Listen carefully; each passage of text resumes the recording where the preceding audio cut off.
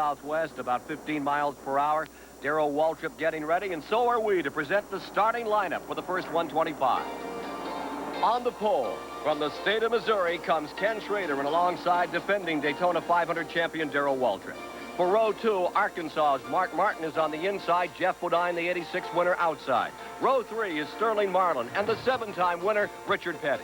Row 4 is Brett Bodine and Virginia's Ricky Rudd. In row 5, it's Mike Alexander from Tennessee and Connecticut's Robbie Moroso. In row 6, it's Jimmy Means and Wisconsin's Alan Kowicki.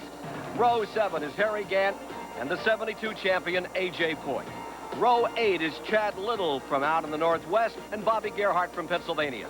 Row 9, Hut Strickland and Phil Barkdahl from Arizona. In row 10, it's California's Joe Ruttman and Butch Miller from Michigan.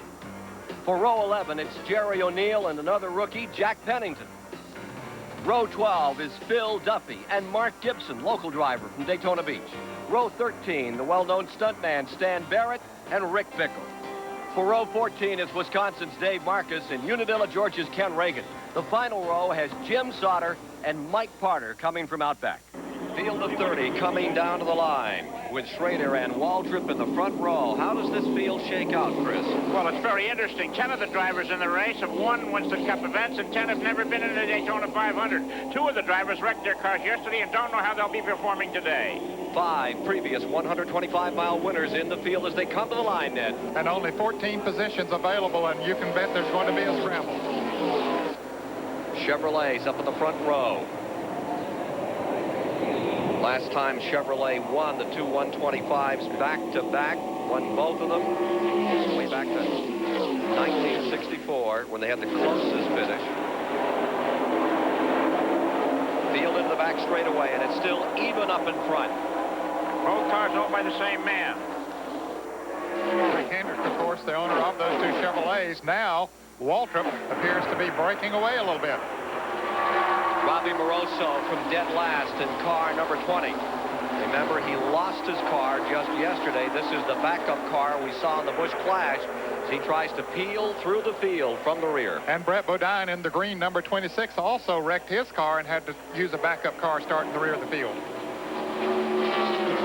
In front, the end of lap number 1. And we have a Ford splitting the Chevrolets now with Mark Martin moving to second. Waltrip on the point. There you see Schrader, the pole sitter, dropping back into third. Here's the picture from Waltrip as the Ford closes. The Chevrolet, first and third in the front down the back straightaway. Darrell Waltrip has been very confident since he arrived in Daytona last week. He feels that he can repeat as the Daytona 500 winner. Of course, he's got to get through this 125-mile qualifying race, get himself a good starting position in the 500. Brett Bodine came from 30th to 21st in lap number 1 as he works his way back through the field. Here are the front 3 completing lap 2. That crash didn't seem to bother Bodine's enthusiasm. Running in 4th is Jeff Bodine in the new Junior Johnson ride, and Richard Petty's Pontiac, which qualifies so well, stays 5th.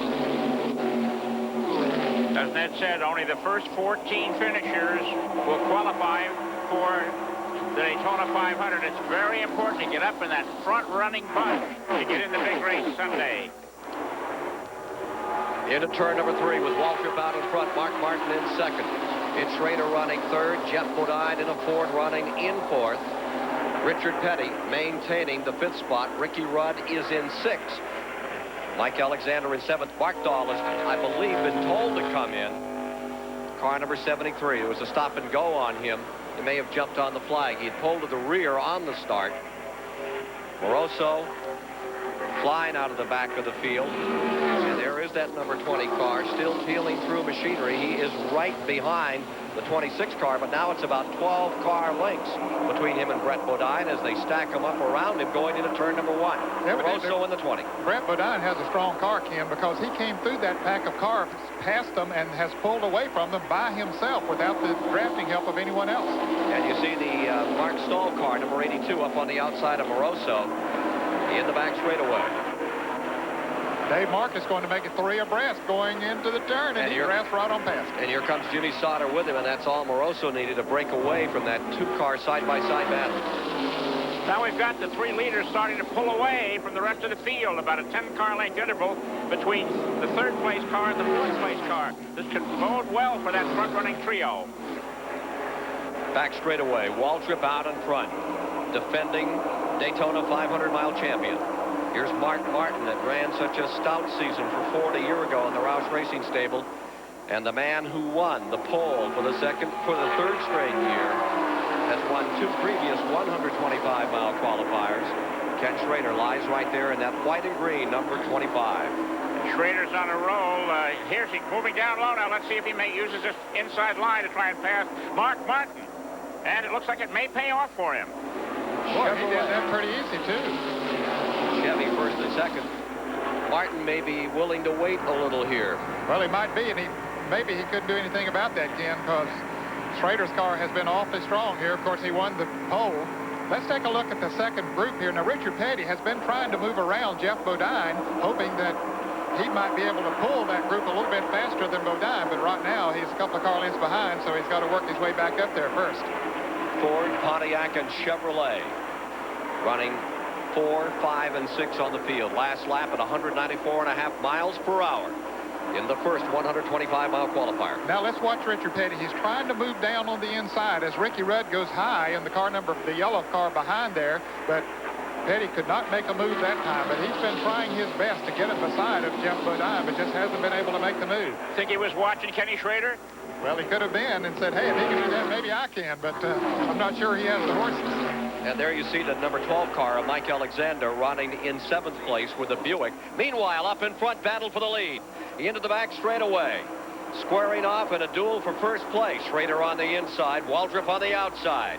Mark Martin giving us this picture. Yeah, and I think it depends on who Martin decides to follow as to who might be able to make the pass. Let's see, is he going to try to follow Schrader through? I think all of them may be playing a conservation game on fuel in case they go 125 straight miles. Bring them home. Here they are, a car running slowly. Ken Reagan on the bottom of the track. Into the tri-oval. It's Schrader down low, and as these two run side by side, that pack of 4, 5, and 6 made up of Bodine, Petty, and Rudd are closing up on the front 3. That's the best thing that can happen to them is for that front group to start racing side by side. It opens up a lot of air and lets them pick up the draft, so they'll pick up on them if they continue to race that way up front. Let's see if Mark can use this to get by Walter for second. This is real racing. Back straightaway. Schrader appropriates first. Waltrip drops into second. Well, Darrell Waltrip knew that it was going to be smart once Schrader got up there beside of him, rather than them run side by side, to go ahead and drop in behind him because he sees the other pack of cars coming up. But now Mark Martin moving around to Darrell Waltrip, so maybe Waltrip's car is a little loose. It's amazing. We're seeing so much more passing today than we did in the Busch Clash last Sunday. It's remarkable. Well, Schrader's car has been loose. It's been a handful throughout Speed Weeks 1990 here at Daytona. The one man who has said that his Chevy has been dead weight stable has been Earnhardt, who we will see in the second 125-miler from the point. Back straightaway. Chevy in first, Ford in second. Schrader leading the way.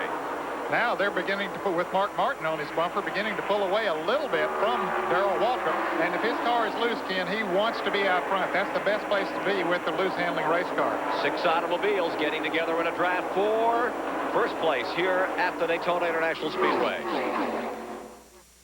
Here's the last stop on our tour. 25-miler here at Daytona with Chris Economaki and Ned Jarrett. I'm Ken Squire topside. Mike Joy, Dave Despain, David Hobbs in the pits. The big story right now is developing around Richard Petty, who's really coming back. Here's your front 3. There's your front 4. Chevrolet, Pontiac, Chevrolet, and Ford squaring off on this first 125-miler. And look at this. Petty going for the lead. Down to the bottom of the racetrack. Schrader high. The crowd is going berserk here at the start-finish line. Richard Petty is going into first place. The King is back on top. Reigning here in this 125-mile, and can he sustain it becomes the question. Waltrip comes to second. The last time Richard Petty was out front in a race is July 4th, 1984. And that was here at Daytona when he won his 200th race. That incredible finish with Cale Yarborough. Back straightaway, Petty out in front, pulls away 2 car lengths. A lot of work being done on motors. They've changed the entire engine program with Petty for 1990. Reworked the chassis of the cars. They have done a tremendous amount of work. Came here for both testing sessions in December and in January. They're serious about this year. 200 wins. This would not be registered as 201. It's a qualifying race. But not a point race. Not a point counting race. What a show Petty is putting on. And look where Ken Schrader is. Yep, he went all the way to 4th. They just drafted right past him once Petty made the move, and Waltrip came with him, and Mark Martin came along with him as well. And you know, Richard Petty breaking new ground here for the carburetor plate type of racing we've been watching. Now, what we're being told is, and what we have been told is, that in this 50-lap race, at the end, with a couple of laps to go, Petty will have to come in for fuel. Well, that's too bad, but he certainly has put on a show out there the way it is. But I'm sure that he'll run that car as long as he possibly can, and he'll be watching the fuel gauge when they get down to about 5 laps to go. And if that fuel pressure stays up there, he'll stay out there. But here comes Waltrip trying to make a move, but he can't do it. Win or lose, this race today is a moral victory already for Richard Petty. I agree.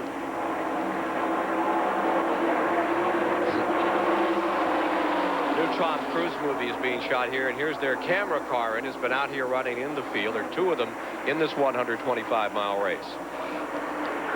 Of course, they're in the Taking a pit stop for fill, not for fuel. Mark Martin stays in that 3rd spot, and here's Schrader back and forth on the tail end of this party. At some tailgate party, they're heaving up in front, Chris. Well, you know, maybe Ken Schrader's just back there to save fuel. Maybe. Well, he might be, but I don't believe he let off to let all of them pass him. I think once Petty went around, he didn't have a great deal of choice. 6th Alexander, 7th Bodine, 8th is Marlin, 9th is Harry Gant, and 10th is Alan Gowicki. Here's Mike Joy. Yeah, and there's a lot of wheeling and dealing going on down here on pit road. Crew chiefs coming around trying to make drafting deals to try and conserve fuel. Richard Broom is Ken Schrader's team manager. Richard, did he lose the lead or did he drop back? Well, I'm trying to conserve fuel because I don't know that we're going to have a chance or a caution to put fuel in it. So all I'm trying to do is just save what fuel we got. So now you need a drafting partner to save fuel, not necessarily to make a pass. Right. I'm going to have to hook up with somebody to make it to the end. Watch that somebody, Ken, could be Mark Martin. His crew chief, Steve Hamill, was right here a moment ago talking to Richard Broom. There's Petty going up on that high side once again. The record for this race established just last year by Terry Labonte in the Ford at 1:89.554. That Pontiac getting a little distance for Petty. Let's go to Richard Petty's pits right now. Richard Petty will indeed need a splash of fuel late in the race to finish. They will not say what lap, but don't feel too sorry for Richard. He is not alone. We just heard Richard Broom report that they cannot make the distance on fuel. Neither can Mark Martin's team. Jack Roush, the team owner, figures 46 laps is all we've got. If we don't get a caution, it's a 50-lap race. Who does that leave? Darrell Waltrip. Remember 1989? He won the 500 on gas mileage. We asked him about fuel, and he said, heck yes, we can go 125 miles, no problem. As they did a year ago, and as they stretched it out last year in that dramatic finish in the 500 when they really shook the car back and forth to get him to the line. And he has been doing more drafting here than anyone else, so that has conserved a good bit of fuel for him. And again, that brings up Chris's point about Schrader back and forth. Let's go to Mike Joy in Waltrip's pits. Heavy conversation here, Ken. They don't much have a drafting partner. Sandy Jones and crew chief Jeff Hammond are trying to work it out right now. They, like the Roush team, had hoped for 8 to 10 laps of caution to try and conserve some fuel. So, Jeff, how about it? Without a caution, you're going to try to stretch it.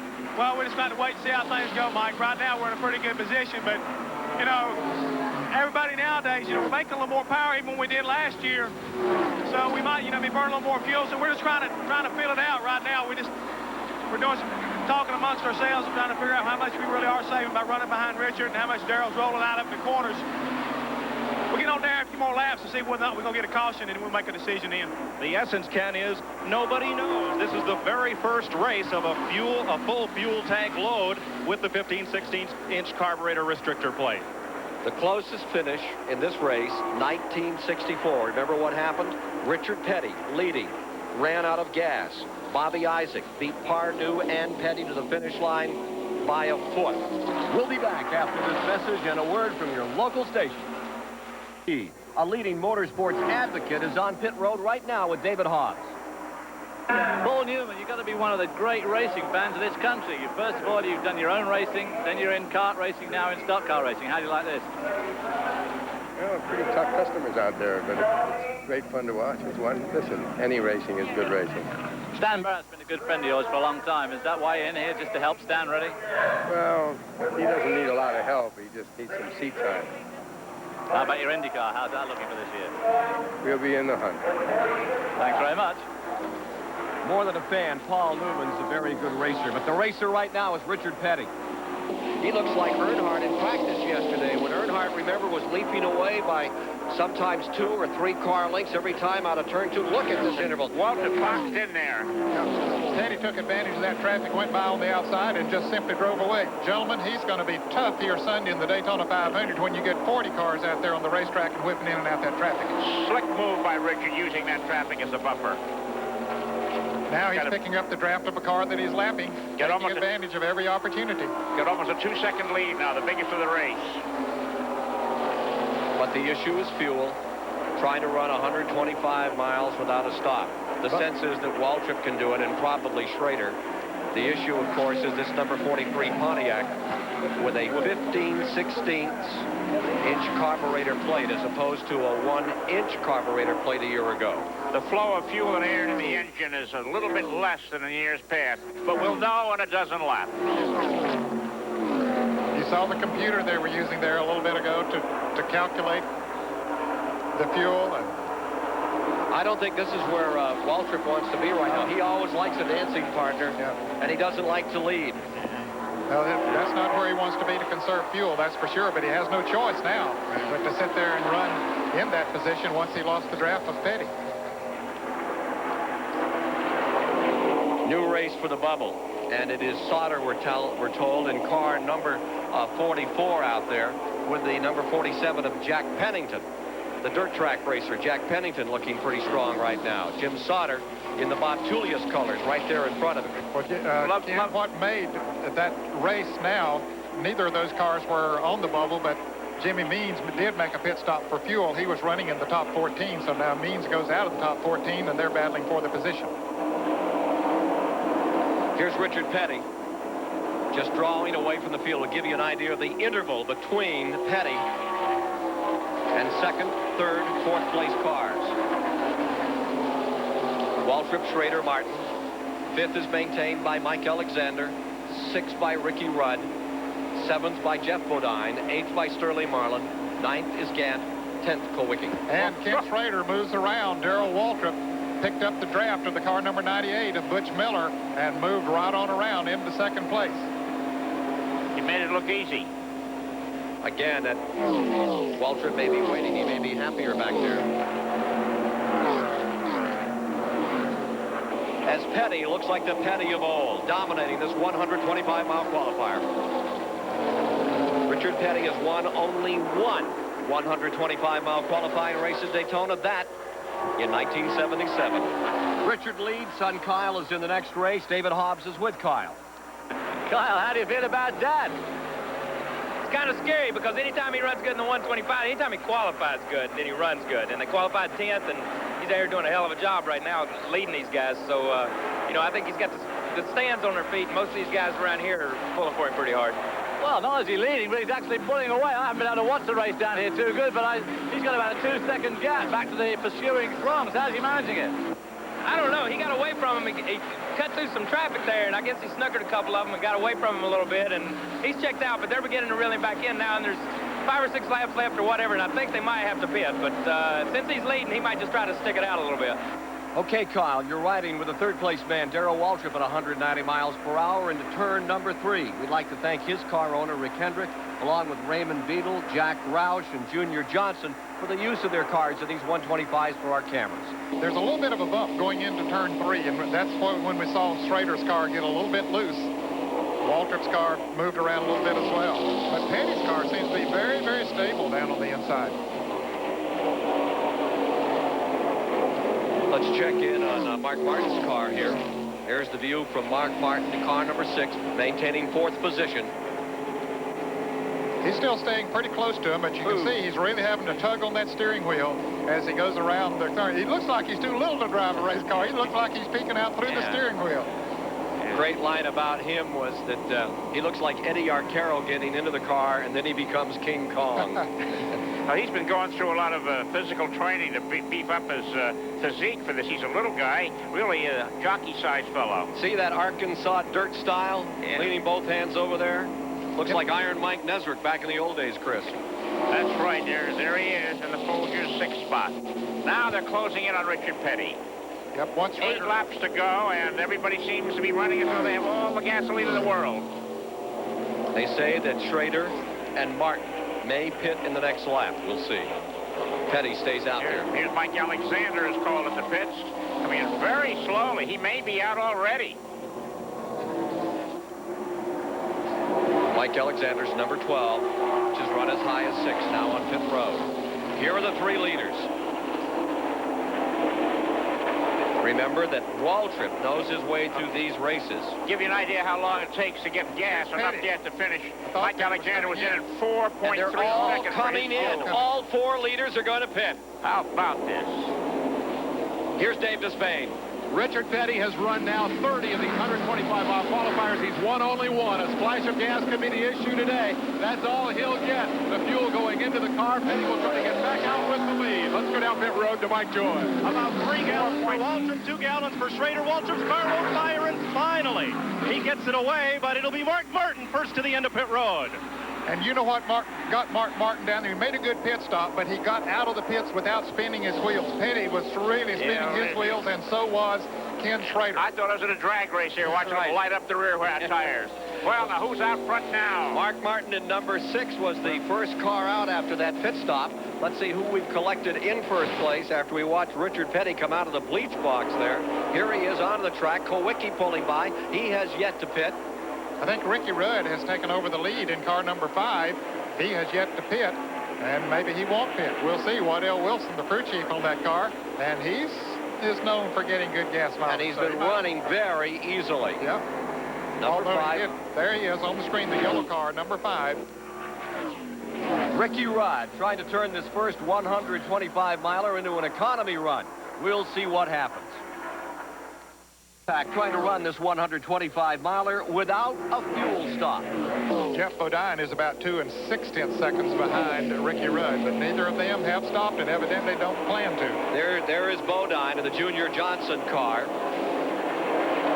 And here he is inside the automobile, just maintaining the pace now. He is in second. We have a Chevrolet maintaining first, Ford in second. And it is about 2 seconds between first and second. Gant in third, and we begin to see who is playing the long odds here.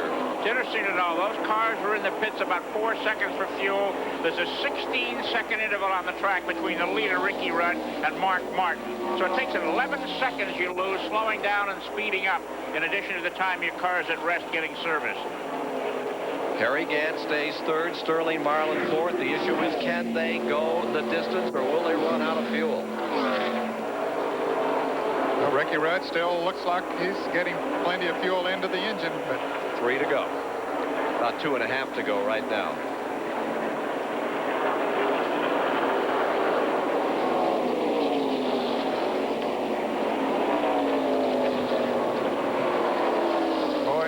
It's prayer time now, Ken. You sit there and pray and hope that thing has enough fuel in it that it'll take you the rest of the way.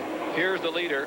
Let's see if we can get a look at the interval back to the second place car. Remember, it's about half a lap back to that 4-car battle. There's the number 11 Ford, shown as about, what, 2 seconds? 2.5? A little over 2.5 seconds. The third place car in the group is Harry Gant in number 33. And now the fourth place car, Sterling Marlin, has pitted. Sterling Marlin is on pit road. Evidently his fuel pressure went down a little bit, and it looks like Ricky Rudd is slowing down. He's out of gas.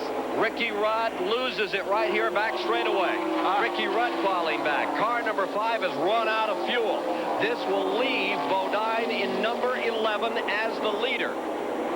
Now, can he make it the rest of the way around? Terry Labonte won in the Junior Johnson Ford here a year ago in this 125-mile qualifying race, and Bodine gets the white flag.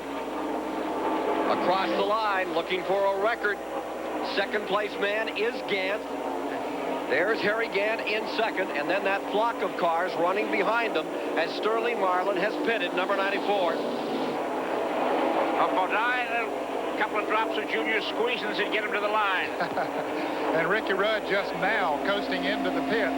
So that was a big gamble for them. It cost them, because it'll put them farther back in the field as a result of him having to coast into the pits than if he had made a regular pit stop. Down for the finale on the first 125-mile qualifier as Jeff Bodine, the Junior Johnson car last year with Terry Labonte, went non-stop and set a record. Here he comes, and from his viewpoint, you're going to see the checkers fly. It is Bodine, the winner. Harry Gant will come home, and we've got big trouble up in turn number 4. Crashing into the wall goes Schrader. Here's Richard Petty backing off, very carefully picking his way through. That's Hut Strickland in car number 68. A crash right at the finish after Bodine had crossed the line. And here comes Schrader trying to get across the line. As to what happened, let's take a look with Ned Jarrett. Since Schrader gets loose coming off the turn and loses the car, the back end goes completely around, and here comes Hut Strickland in the red and white car number 68 as Darrell Waltrip goes by on the outside, barely squeezes by, and Hut Strickland frams into the left rear quarter panel of Ken Schrader, and then he pushes the car number 68 of Hut Strickland out into the wall. Here's your winner, number 11, Jeff Bodine, and the Jackson brothers car came home second, and they went non-stop. For the second straight year, a Junior Johnson Ford has run this 125-miler without taking on fuel. And Jeff Bodine, the 86 Daytona 500 champion, is standing by, waiting in victory lane right now with Mike Joy. 4 cars went the distance without stopping for fuel, including yourself. Going to be a lot of second guessing for this second race. Well, we'll see who can make and who can't. If you got a little more horsepower on the hood, it takes more gas to feed those ponies. With the gear, we were a little short today, but Sunday, watch out, you Ford fans, Chevy fans. We're going to be tough. Okay, congratulations. Thank you, Mike. That was Thursday. Jeff Bodine issuing that challenge, the man who finished 4th a year ago, to the field as we prepare for the Daytona 500. We're live with you now on a Saturday afternoon at Daytona Beach. And there is Richard Petty on the Winston Cup cars in their final practice period as we get down to the Daytona 500 tomorrow. This is their last opportunity to really get a sense of this track and of their machinery. Well, we're speaking to you live now from the garage area with Chris Economaki and Ned Jarrett, and the cars are wheeling back and forth, getting in those very precious final moments of training before the $2 million race tomorrow starting at 12 Eastern. Let's talk for just a moment about that 125, Ned. It appeared to me that Schrader either had some misinformation or no information. He thought he was racing Mark Martin and Waltrip for the lead and didn't realize there were 2 cars that were running non-stop out there, trying too hard. Yes, they had made green flag pit stops, and he thought that he was racing for the lead, and he absolutely was trying too hard. Shouldn't have been doing that when he already had the front row pole position locked up. Well, sir, what do you think? You've been here since '59 of that Petty performance out there. Well, I mean, that was the remarkable thing. Richard Petty's performance was dramatic. And why was it dramatic? Well, he's changed his whole modus operandi. Petty was a vertically integrated team. They built their own cars. They built their own engines. They sort of ran it by committee. Now he buys his cars from an outside supplier. He has his engines from an outside supplier. He's hired a manager, and is finding out it's working for him. It's a healthier and happier looking Richard Petty these days, and he is standing by right now with our Dave Despain. Thank you, Ken. Well, let's get the opinion of the man himself. We've heard all the speculation about what brought about this rejuvenation of Richard Petty. What is the difference in 1990? Well, the difference between Richard Petty running good and running not good is the car. The boys have really been working good on the car, and we've got a good engine program going now, and the car's working pretty good. So I can only run it every how fast it'll run. That's wide open, and if it runs 170 mile an hour wide open, I run at that. If it runs 190, I run it wide open at 190. Forget engines, forget chassis combinations. Down in that 52-year-old Hart, how did it feel to go past all the fast guys and lead it when 94,000 people on their feet on Thursday? It felt great. I mean, all the noise you heard was me hollering. That's so it felt good that we was able to get back up there and run with the front again. And I enjoyed driving, I enjoyed running, but I enjoyed a whole lot more when I race with the front. Good luck to you on Sunday. Let's go back to Ken Squire. The 7-time Daytona 500-mile champion. The question, does he have the legs at 52 years of age to run 500 miles tomorrow? A different look at the Daytona 500. The perspective of the drivers' wives. There you see one of them. That is Teresa Earnhardt, one of the women we'll be talking to about racing after this. The Grand National 300-mile race, and guess who finished first? It was a heart-stopping finish as Dale Earnhardt ran down in the last lap, was challenged by Harry Gant and Greg Sachs. It was heart-stopping on the 13th lap, the biggest wreck since the early 60s at this track. 22, count them, cars involved at Calamity Corner. It took out both Waltrips. It took out Kyle Petty. It took out Schrader. There was only one injury in this incident. Georgia's Ronald Cooper shattered a jaw, received a concussion. An incredible moment in the early going that involved one half of the field. We were speaking a few moments ago about the fact that as much as it's as they prepare, let's us prepare with a starting grid for the second 125-miler. On the pole is Dale Earnhardt and the 2-time 500 winner Bill Elliott alongside. Row 2 is Neil Bonnet and Phil Parsons, sporting new colors. Row 3 is Rick Wilson from Bartow, Florida, and the Rookie of the Year, Dick Trickle. Row 4, Lake Speed from Mississippi and Davey Allison. For row 5, it's Texas Terry Labonte and Kyle Petty. In row 6, Michael Waltrip and Larry Pearson, David's son. Row 7 is Rusty Wallace, Winston Cup champion, and Chicago's Bill Venturini. In row 8, it's Dennis Langston and Joe Boer. Row 9 is Mr. Excitement, Jimmy Spencer, and Texas is Bobby Hillen. In row 10, Derek Cope from Spanaway, Washington, and Morgan Shepherd driving for Bud Moore. Row 11, Jimmy Horton and Rodney Combs. For row 12, it's Mark Stahl from San Diego Way and Ernie Irvin. Row 13, Mickey Gibbs and Charging Charlie Glotzback's back. Row 14 is Eddie Bierswale and J.D. McDuffie. The 15th row is Del McCowart and Canadian Trevor Boyce. Rounding out the field from Minnesota, the veteran Blackie Wengren. On the very first lap, Joe Boer in trouble slapped the wall and eliminated his hopes of making the Daytona 500 field, and Dale Earnhardt sped away into the lead. But look at Earnhardt pull away. Those guys are drafting each other back there. Should be running faster as a result of them drafting together, but Earnhardt just pulling away from it. But if there's no yellow flag, there's no question he's going to have to stop for gas. Well, I would think so, because he certainly is burning the maximum amount of fuel. You know, I think he'd be willing. I know there's $34,000 for first place, but I think what he wants to do is put it in everyone's mind that he is going to be the tough guy to beat in the 500. Further back in the field, 1989 Winston Cup champion Rusty Wallace moves beneath the white car, Larry Pearson. Tailgating those two is Davey Allison in his Ford. That's the race for the bubble right there as car number 27 takes the 14th spot.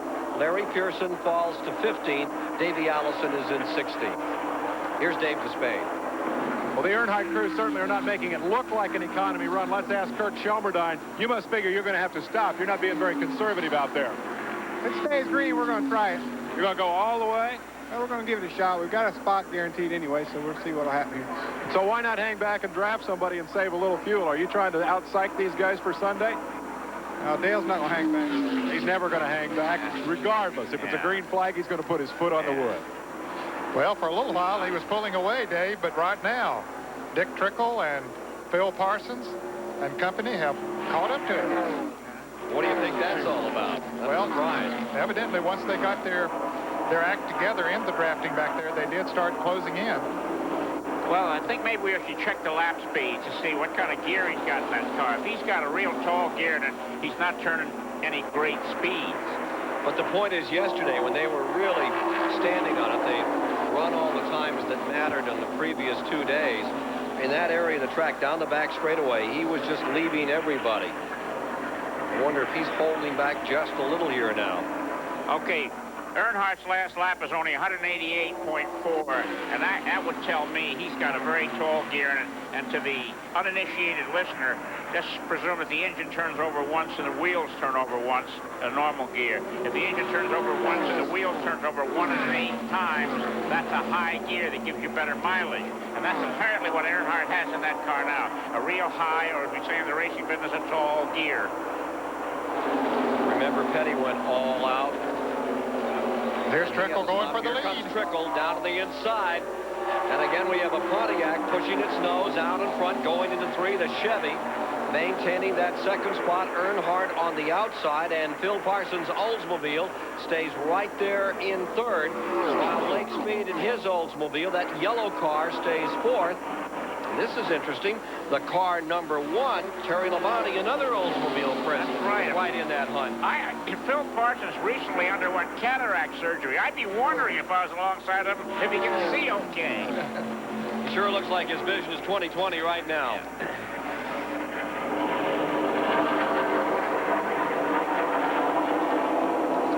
Well, we see Dick Trickle out front there now, as Richard Petty did in that first race. And, of course, Petty had to stop for fuel. You wonder about Trickle. Is he using up too much fuel? Maybe they had planned already to stop him without even considering, and they were just going to get out front. Meanwhile, back here in second spot, they line up side by side with the number 4, Parsons, down on the bottom, Earnhardt on the outside. I'm really surprised. I thought he would want to charge and go point to point, or as long as he possibly could. We'll be back to see which one of these monsters is getting thirsty and has to refuel after these. Had a minor spin. The cars are running under caution. This sets up a decision to pit or not to pit for fuel. Chris? Well, when the pit stops are over, it'll be a dozen-lap dash to the checkered flag for that $34,000 first place money. There's the signal to Dale Earnhardt. Let's see the reality of it. Yeah. Bill Elliott's crew being told to stand by, get car number 9 with a little more fuel, and perhaps take on a couple of right sides. Now we'll see who lights up their tires coming out and who behaves. Right. Yeah, getting in and out will be very important. Here's the pace car coming down out of 4. I think it makes sense for anybody to come in, but let's see. Are they going to do it? Trickle staying out there. No, he's coming in. Is he? No, he's not coming in. He's trying to fool everybody else. Surprising. Now, here comes a few cars down pit road, including Dale Earnhardt and Terry Labonte. Earnhardt and Labonte. Let's go to Mike Joy. Doug Williams just sent everybody out on pit road. They all took the bait. You stayed out, though. Well, we still felt like these caution laps are going to be our advantage. We're just going to go with our original plan right now, Mike. So Trickle stays out. Let's go to Dave Despain. Earnhardt has come in. They're adjusting the spoiler on the car. They're raising it. The tire is loose. They're going to change right side tires, then come to the left. A 4-tire change for Earnhardt. They're playing it fairly conservative here. Remember, this is the car that is already qualified for the Daytona 500. They're going to try to win this race by being fully loaded with 4 tires.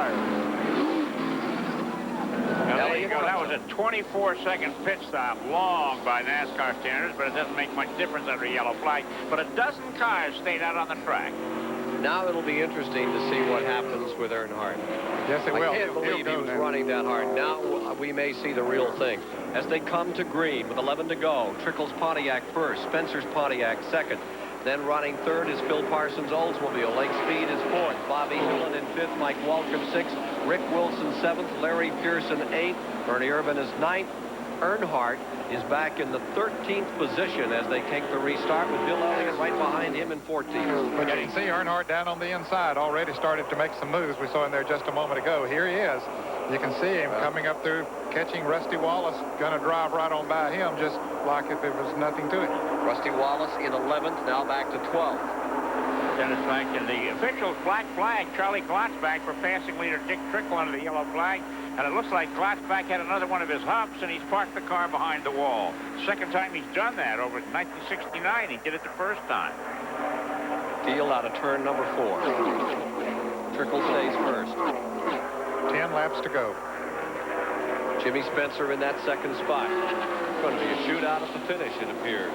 Here comes Earnhardt, the black car on the bottom of the tri-oval, working his way through traffic. How much of an advantage, Ned, are those 4 new tires Earnhardt has? I think they're a good bit of an advantage, Chris. Look at him go down on the inside, make it 3 abreast. He couldn't do that without new tires on there and a good handling race car. Wilson on the outside, Cope in the middle, Earnhardt, and here comes Elliott with him. And he has new tires as well, so that certainly will help him. I'd say it'd help him a half a second a lap. Okay, for how long? How many laps? Well, for about 5 or 6 laps, which might be enough time to get him up toward the front. And it'll continue to help him some to the end of this race. Earnhardt up into 8th. 2 6/10 second advantage for the leader over Earnhardt. Just knocking him down. Leaders. If there ever was the epitome of the image of a racing driver, it's Dale Earnhardt. Drives just like his father, who you knew pretty well. Exactly like his father. Flat out and belly to the ground, as they say. Here he is coming up on the 7th place man, Ernie Irvin. He needs Elliott to help him a little bit to push him right on by so he doesn't lose too much time running side by side with the car. There he gets the help he needs and takes off. Chevrolet, and look at Kyle Petty's number 42 working. And look at Terry Labonte just drove on by them on the inside, that one car.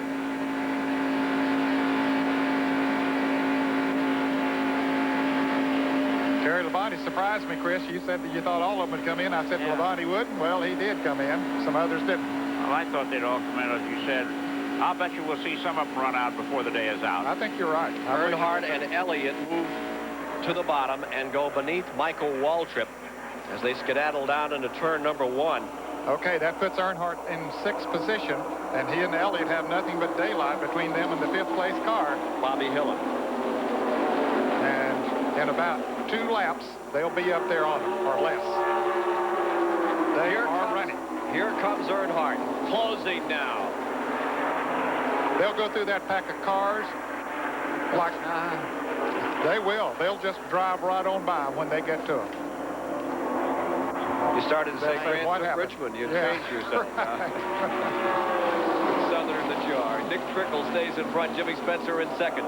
Parsons 3rd. Lake Speed in 4th. Bobby Hillin in 5th. And here comes Earnhardt down to the bottom of the racetrack. The man in black begins to assert himself. He's underneath Bobby Hillin, the Midland, Texas driver. Here he comes working Lake Speed, bottom of the racetrack. Knocking down another one. Dale Earnhardt. He is an Iron Man.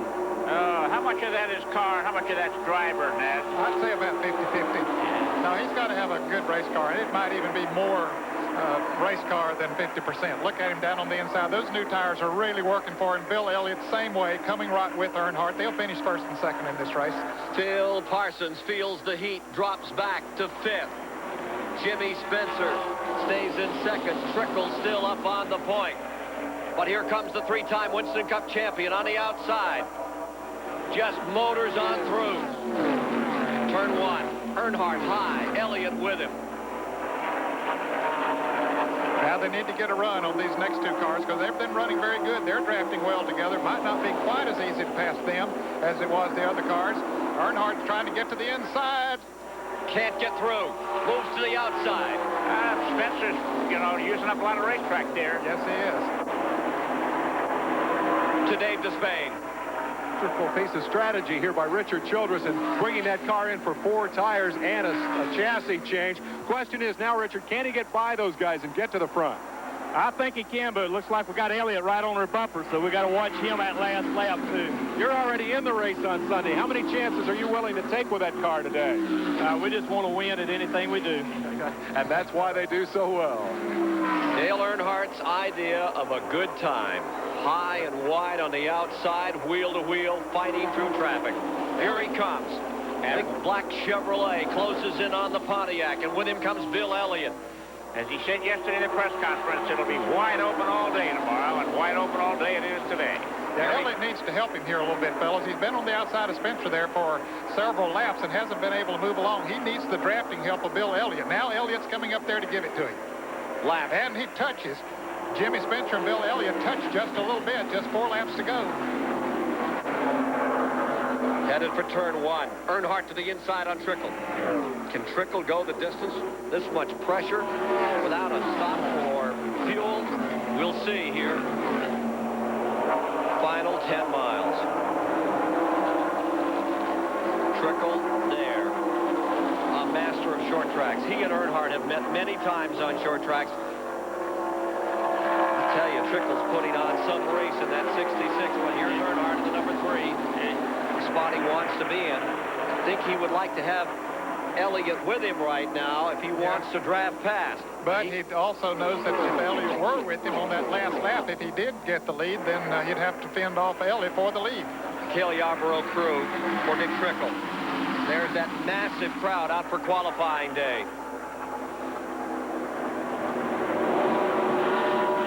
Final 3. Trickle's first start in this league was 20 years ago in the 125-mile qualifying race.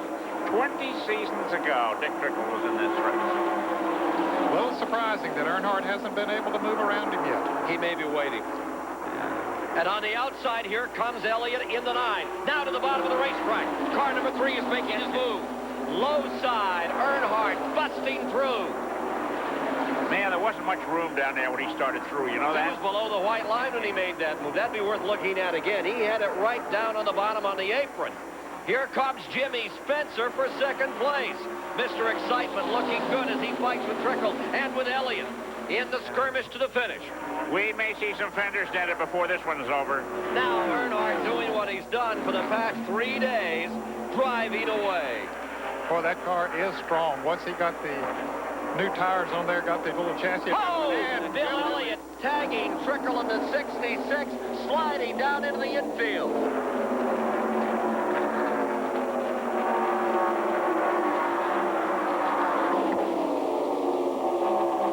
No caution. He's down out of the racing groove. So it's a tough break for Dick Trickle. Coming back around. 1 lap to go. White flag is out. 1 to go. Earnhardt first.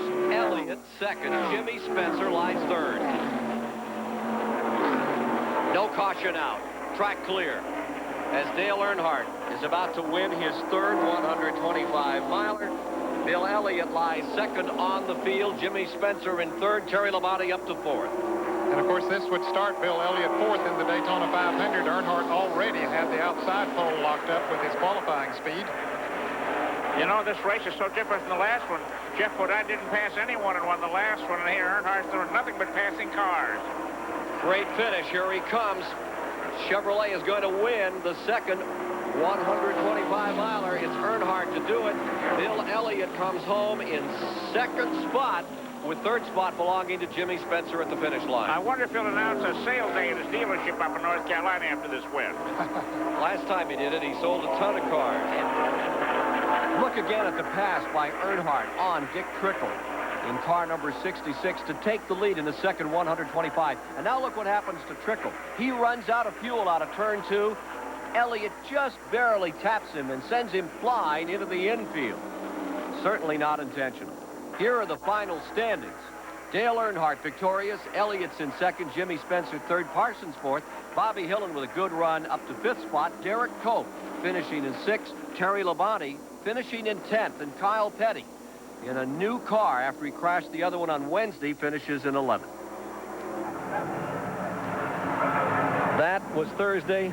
This is live Saturday afternoon, the final 1 hour of practice for the 42 qualified drivers for the $2 million Daytona 500. We're down here in the garage area. Chrissy Konamaki and Ned Jarrett. I'm Ken Squire, back here in the hurry and the hustle of the garage area in that key hour as they get ready for that 500. Let's take a look at the grid for tomorrow. Here is how they had established the front row 8 days ago. It was Schrader and Earnhardt both in the front row, but that's changed.